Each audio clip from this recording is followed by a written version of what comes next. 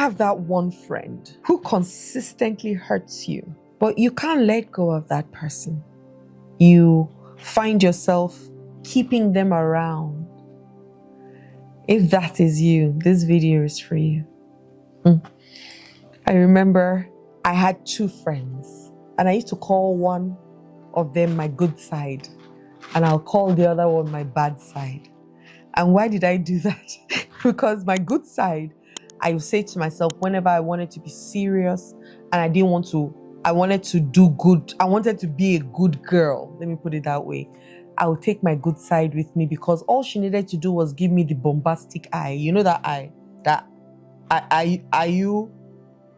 And I would sit up straight. But whenever I wanted to be unfiltered, raw, untethered, and just be by myself and do everything, I knew who to call. I'll call my bad side. I had two people in my bad side, but I had only one person in my good side. And so whenever I'm going to places, I know who, if I just want to be relaxed. But then I realized that my bad side, I actually, in fact, let me actually even say that I'm not actually friendly with any of the three right now. I'm actually not friendly with any of the three. I think my good side, maybe I became too bad for her, that she ran away, maybe, I don't know, but our relationship morphed or transformed to something else. But the other two, we actually ended up in fights, right? One of them was offended about something she thought I did and didn't give me the chance to explain it. And so I told her not to talk to me again. And the other one, we had a job that we were doing, and I felt like she was she belittled me. That was how I felt. I felt betrayed, let me use that word, because she went behind my back to go and ask for things that I didn't think that she should have done. And I took it for a long time because I felt like I needed her, and she also needed me in her life. And one day I just said to myself, you know what? This relationship is done. I'm good now. I don't need this relationship anymore, right? Because I knew that it wasn't good for me. Let me put it that way. But initially, I didn't know how to tell them that some of the things that they did were not great, but I needed them, right? So because I needed them, I kept them on for so long until, I thought, I think we're good now. Or I think I'm good now. Even if I'm going to be lonely, I would rather be lonely than have these people in my life that are causing some kind of turmoil. And some of the things that you want to look at is, the first thing, of course, is trauma bonding, right? Trauma bonding is a big thing right now. And what is it? The way I describe it, or I explain it to myself, is your trauma, you have a trauma, I have a trauma that is similar, and we're bonded, right? And so we know we're not good for each other, but we stay with each other because why else not? And a lot of marriages is because of trauma bonding. Your trauma, my trauma brings us together. I'm looking for something in you. You are looking for something in me that I didn't have. And it brings us together. And so it bonds us, but it's not good for either of us because we don't have the tools to be able to work through the trauma, to heal it, to stop depending on the other person to fill you up. And so there's a lot of dysfunction that comes from it, or dysfunctionality that comes from it. And, you see constant crisis, you have constant emotional roller coasters, so you're consistently fighting. I have friends that say that when there's too much peace, they don't like it because they are used to war. So they will create fights so that they must fight, because why are we friends? Let's fight. Now, they've come from dysfunctional families. Probably their parents were always fighting, or their guardians were always fighting. And there was a lot of fighting around them, that peace is not familiar to them, but fight is familiar to them. So when you find that in your relationships, you are consistently fighting and you like that whole fight. In fact, some people will tell you, oh, after that we have makeup sex. The truth is, there's something wrong with you. If you feel like you have to fight for you to be able to have that pleasure at the end of it, then there's a trauma that you're dealing with. Some people believe that if you don't beat them, you don't love them, because their parents used to say, I'm beating you because I love you. So they termed beating and love to the point where they'll say if their spouse doesn't beat them, they don't love them. For some people, they say you must shout at me, there must always be some kind of. Meanwhile, you go and marry somebody who's quiet and peaceful, who wants the opposite of who you are. And then you'll be creating fights for no just cause. I used to be like that.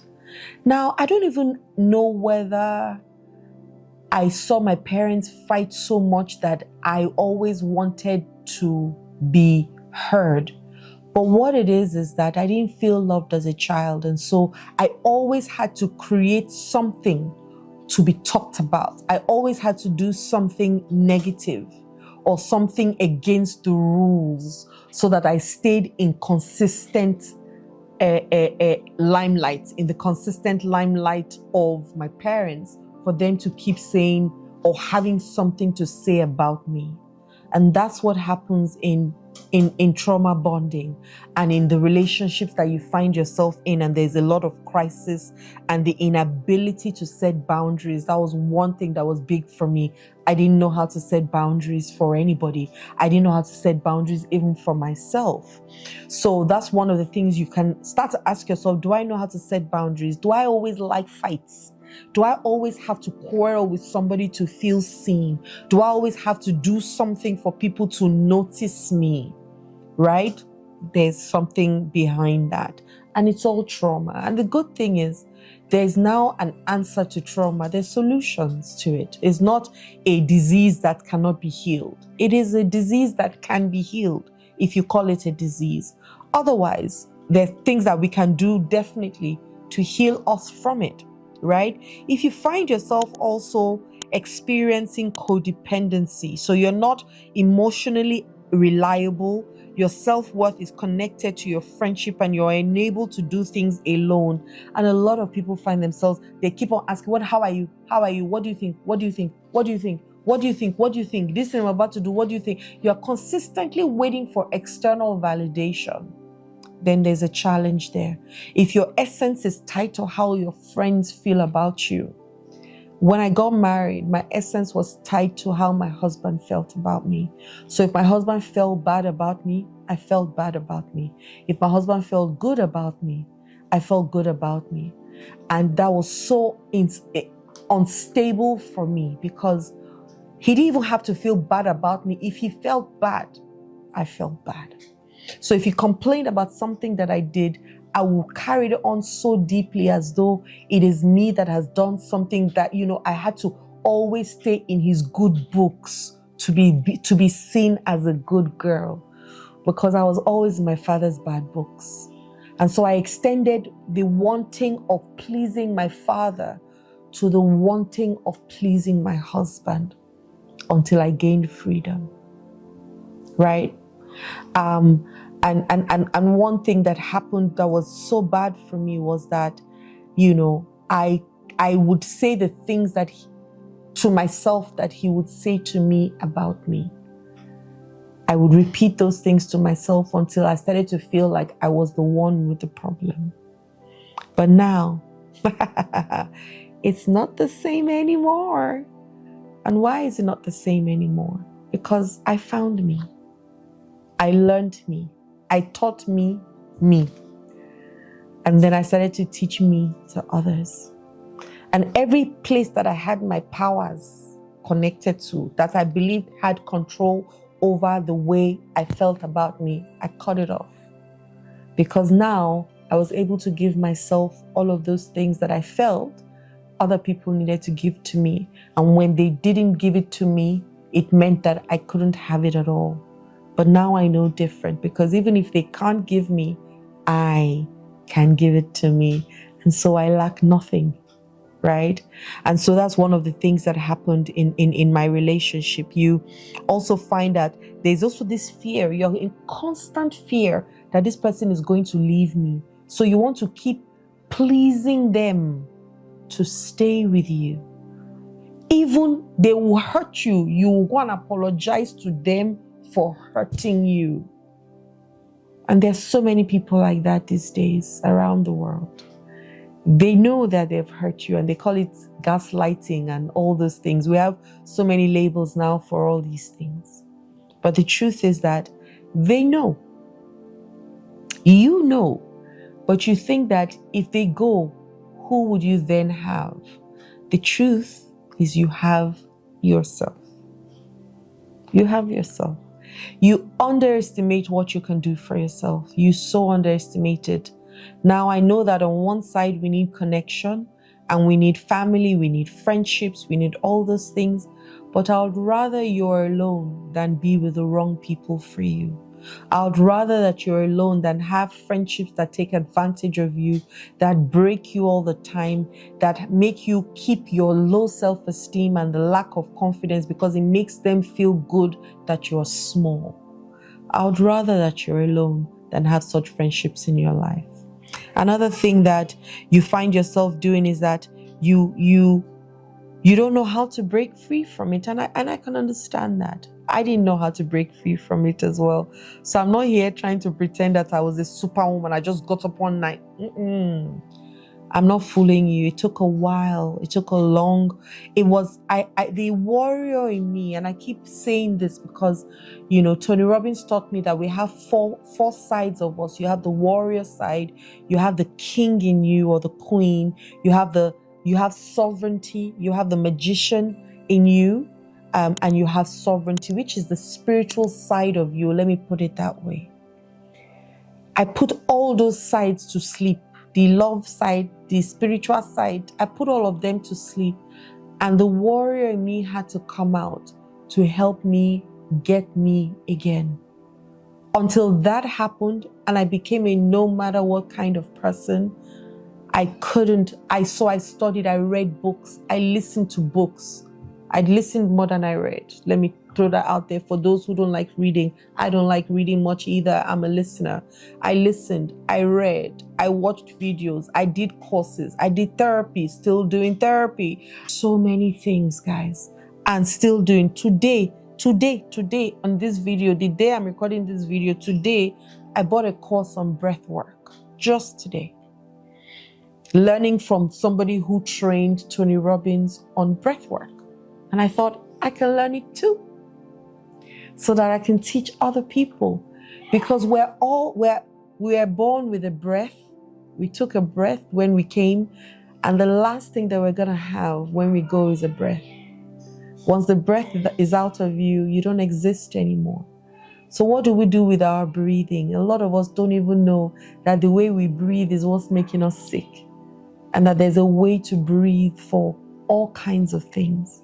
And so I'll teach you just one breathing exercise. When you're breathing, you take in a deep breath and you count 4, right? And when you're breathing, put your palms on this side, because when you breathe with your hands like this, you breathe all the way down, and you can try it. If you breathe with your hands like this, it's different from when you breathe with your hands like this. Try it out and see. And so you want that deep breath. And so you count 4, you take in a deep breath in, you hold for 2, and you breathe out on the count of 6. I promise you, if you do it consistently, you start to feel this deep sense of comfort within you. Because breathing is life. Without breath, you're not alive, right? And so those are some of the things that I did to help me. And I'm sharing some of these things because they happened to me for a very long time. Now, when I get into friendships, I'm able to tell the people that I decide or choose, because I don't allow friends choose me. I choose my friends. Remember, Jesus chose his disciples. They didn't choose him, and he chose them systematically for his purpose in life. And that's what you need to do. And so now when I choose my friends, I choose them very, very wisely. I choose them knowing that I can have meaningful conversations with these people. I can spend a lot of time with these people, and I don't mind them rubbing off on me, because the 5 people you spend time with, you have a high chance of becoming like them. So if I cannot become like you, or I don't see you as somebody I want to be like, I don't spend time with you. But that's my own choice. And that's because now I know that I would rather be alone than have friends that don't work for the person that I am and the journey that I'm on. So you can choose wisely, but you can only choose wisely by first choosing yourself. So reach out to us as well today, and let's help you through this journey so that you can first be your best friend, and then you can be a best friend to other people. And then you can attract the right people to you, because like attracts like. So your trauma will attract the people that have trauma like yours. And then all of you are inside a hole like crabs, waiting for who will come out first. And the truth is, no one can come out of there unless the most determined one. And the amount of work and pressure that you're going to have to go through to come out of there will be so hard. Don't be like me, who had to go through so much pain before seeing life. You can cut that pain short today by giving us a call so that we can help you. Hi there, my name is Adiola Kingsley James. I hope that the videos that I've been creating are really helping you. Don't forget, subscribe, like, and turn on your notification bells. I look forward to hearing from you. If you have questions, send them to me. If you have challenges, send them to me. The reason why I exist is to help you, right? To live a better life. So don't be shy. Don't feel like you're bothering me or disturbing me. Send me DMs, send me messages so that we can reach out to you in return and help you through this process of life, because life is lifing for us all. Yes? Let me be your sister in the journey. Have a wonderful day. Love and light.